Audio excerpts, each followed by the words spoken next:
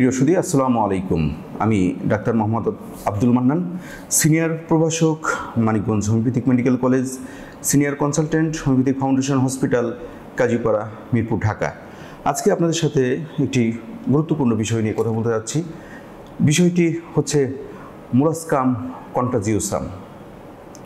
মোলাস্কাম কন্টাজিওসাম বিষয়টা একটু ভালোভাবে বুঝায় বললে আপনারা বুঝবেন, এবং এই জিনিসটা হয়তো এইভাবে আমরা এই নামে বা এই চিকিৎসা শাস্ত্রে যে নাম দেওয়া হয়েছে এ নামে আমরা এটাকে অনেকে চিনি না বা আমরা অনেকে বুঝিও না। তবে আমি যদি বলি আপনারা ভালো মতো বুঝতে পারবেন। সেটা হচ্ছে যে মোলাস্কাম কন্টাজিওসাম, এটা আমরা অনেকে এটাকে আচিল বলি, এক ধরনের আচিল বলি, খুব নরম এক ধরনের আচিল, ওয়াটার্স বলা হয়। গ্রাম অঞ্চলে অনেকে ভাত আচিলও বলে।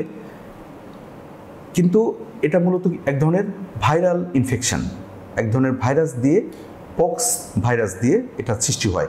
এই পক্স ভাইরাসটার নাম হচ্ছে মোলাস্কাম কন্টাজিওসাম ভাইরাস। এই মোলাস্কাম কন্টাজিওসাম ভাইরাস দিয়ে যেহেতু এটা সৃষ্টি হয়, এজন্য এদেরকে মোলাস্কাম কন্টাজিওসাম বলা হয়। এবং এই ধরনের ইনফেকশন, স্কিন ইনফেকশন বা ভাইরাল ইনফেকশন, বা আমরা যদি সহজ কথায় বলি এই ধরনের যে আচিল, এটা আমরা আচিল বললে ভুল হবে, সাধারণ লোকেরা এটাকে আচিলও বলতে পারে। তবে এই যে ভাইরাল ইনফেকশন, এটা বাচ্চাদের ক্ষেত্রে বেশি হয়, পুরুষদের, বয়স্ক পুরুষদেরও বা বয়স্ক লোকদেরও হয়, কিন্তু বাচ্চাদের ক্ষেত্রে এটা বেশি হয়। আপনারা দেখবেন যে ছোট ছোট বাচ্চা, ওদের মুখে, এই মুখের এই ঠোঁটের চারদিকে ছোট ছোট ছোট ছোট চিকেন পক্সের মতো এত নরম না, একটু শক্ত শক্ত, ভিতরে মনে হচ্ছে ভাত বা সাদা সাদা একটা দানার মতো একটা জিনিস রয়েছে। এবং এটা ছোট ছোট ছোট ছোট ছোট ছোট গোটার মতো ছোট ছোট, খুব পেয়ারলি মানে অ্যাপিয়ারেন্স আর কি, খুব সাদাটে স্বচ্ছ, দেখতে স্বচ্ছ মনে হয়।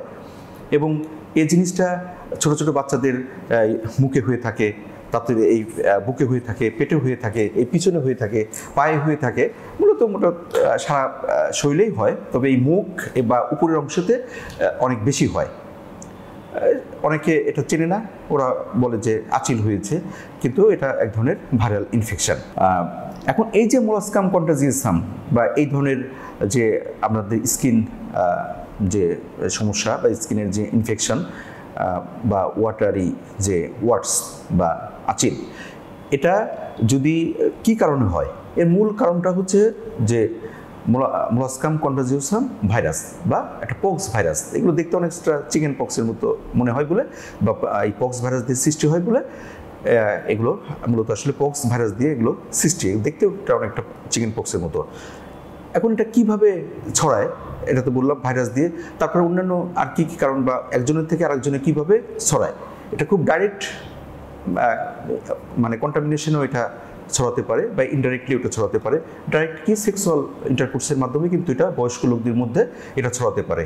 এবং এই জিনিসগুলো যাদের বয়স্ক লোকদের সাধারণত জেনিটাল পার্টে বা পেনিসে বা এই অংশগুলোতে হয়ে থাকে। আর ছোট বাচ্চাদের ক্ষেত্রে কোথায় হয় এটা তো আমি বললাম।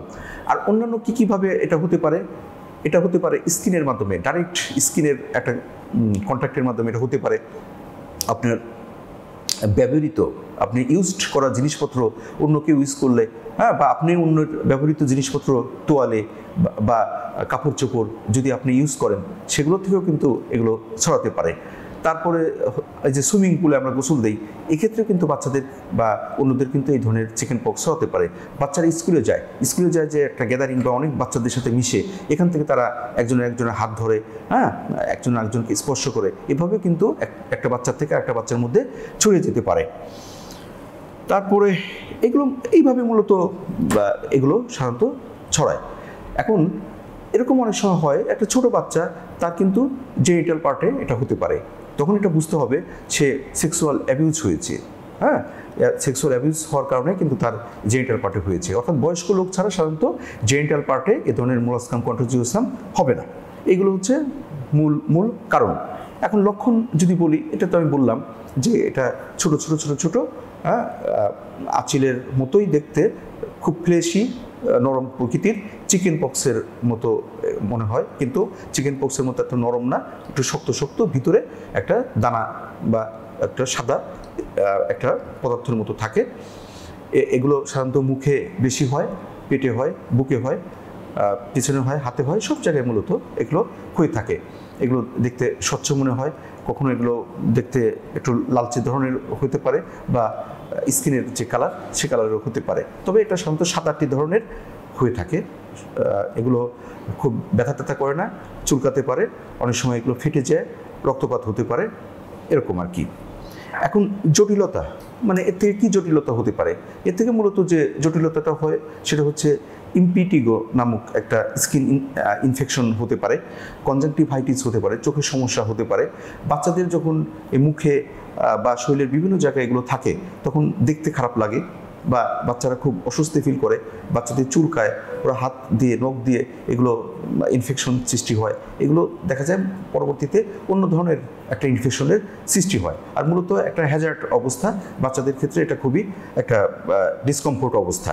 এইগুলোই মূলত জটিলতা। এখন প্রতিরোধ করতে গেলে কি?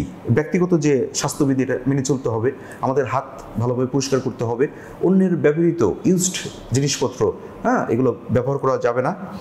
তারপরে এই যে স্কুলের বাচ্চাদের যখন এটা যেহেতু একটা গ্যাদারিং বা স্কুলের বাচ্চাদের হয়ে থাকে, এক্ষেত্রে আমাদেরকে একটু যত্নবান হতে হবে। এইগুলো মেনে চললে আমরা কিছুটা হলেও এই মোলাস্কাম কন্টাজিওসাম প্রতিরোধ করতে পারবো। আর আরেকটা কথা আমি ভুলে গেছি যে এই মোলাস্কাম কন্টাজিওসাম সাধারণত ইমিউন সিস্টেমের দুর্বলতা, যেসব বাচ্চাদের ক্ষেত্রে ইমিউন সিস্টেমের একটা দুর্বলতা থাকে তাদেরও ক্ষেত্রে কিন্তু এ ধরনের মোলাস্কাম কন্টাজিওসাম হয়ে থাকে। আমরা আমাদের এই ভিডিওতে যে ছবি দেওয়া হবে বা পিকচার দেওয়া হবে, এর মাধ্যমে আপনারা অত্যন্ত সুন্দরভাবে এই মোলাস্কাম কন্টাজিওসামটা ভালোভাবে বুঝতে পারবেন, আমি আশা করি। আর এটার চিকিৎসা যদি বলি, এটা আমরা এই ধরনের ভাইরাল ইনফেকশন, কিন্তু এটা হোমিওপ্যাথিতে যদি লক্ষণ অনুযায়ী বা এর সামগ্রিক অবস্থা বিবেচনা করে যদি এটা চিকিৎসা করা হয়, তাহলে মোলাস্কাম কন্টাজিওসাম খুব সহজেই কিন্তু ভালো করা সম্ভব।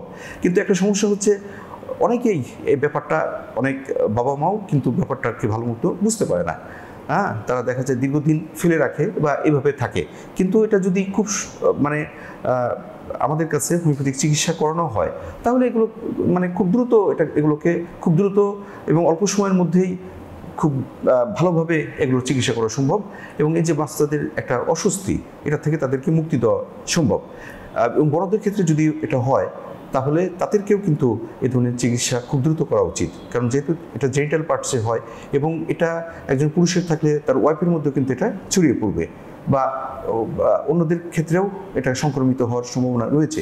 এই জন্য সবার ক্ষেত্রে কিন্তু আমি মনে করি খুব দ্রুত এ ধরনের মোলাস্কাম কন্টাজিওসামের চিকিৎসা করা দরকার। এবং হোমিওপ্যাথিতে এটা অত্যন্ত সুন্দরভাবে খুব দ্রুত এর চিকিৎসা হয়ে থাকে। তাহলে বন্ধুরা, আজকে এই পর্যন্তই।